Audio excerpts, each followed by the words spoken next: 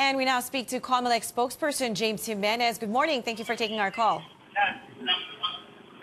Director James, can you hear me? Yes, good morning. Good morning. Director James, since ngayon pa lang ang start ng campaign period for local posts, dapat ngayon pa lang din mag-start ang pagpaskil ng mga campaign materials. But we've already seen some of these posters up. So reminder na lang po ulit to the public kung ano-ano yung mga lugar kung saan pwede at hindi pwedeng magpaskil ng posters. Well, madali lang talaga actually yan. Ang pinagbabawal natin ay yung paglalagay ng poster sa lahat ng lugar maliban sa common poster area.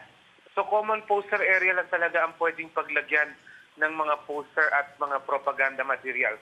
So common poster area, and then may isang exception. Kapag private property, pwede namang kabitan, pero kailangan may pahintulot ng property owner at kailangan hindi lalampas ang sukat sa maximum na 2 feet by 3 feet. Director James, there's over 40,000 candidates, 18,000 posts up for grabs. It's very hard for you to monitor all of this. So you've been asking the public to help report violations. How exactly can the public do this? Do they just call you? Do they call the election watchdogs? Well, the best way really is to course the complaint or the incident report to our social media channels. We can be reached at COMELEC on Twitter and COMELEC.ph on Facebook. And basically what we're asking them to do is, just to make things easier, is to use the hashtag Sumbong sa COMELEC. This will allow us to track the reports and to schedule them for validation and action if necessary. How soon or how will the candidates be penalized once something is reported and proven? Well, it's certainly not as soon as everyone wants. Even the COMELEC, once a candidate has been cited for a violation, it goes through due process, so that can take a while. But it's not an instant process, like I said, so it is a source of a lot of frustration. Now, social media has become a very big part of political campaigning. What are the parameters for this, and how will you monitor them? There are practically no parameters for the use of social media, except that expenses going to content production and content promotion will have to be reported by the campaigns to the COMELEC. Again, this is a very important point I'd like to emphasize. If you're a regular person, if you're supporting a candidate and you want to use social media to make your position known, you are free to do so. That is not regulated. Candidates can put out materials on social media without restriction.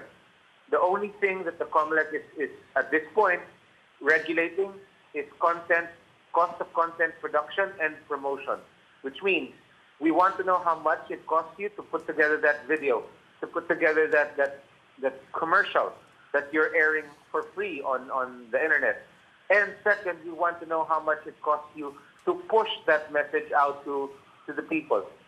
When you put something on social media, normally you're not gonna spend any money to have it reach people. But there are ways and means to boost your posts, and that's the cost that we're interested in. So again, while we do regulate social media, we only regulate as to the cost of content creation and cost of content promotion.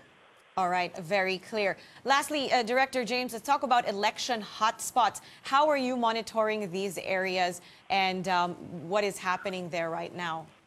Well, we're monitoring them through our PNP, the Philippine National Police. They are our deputies.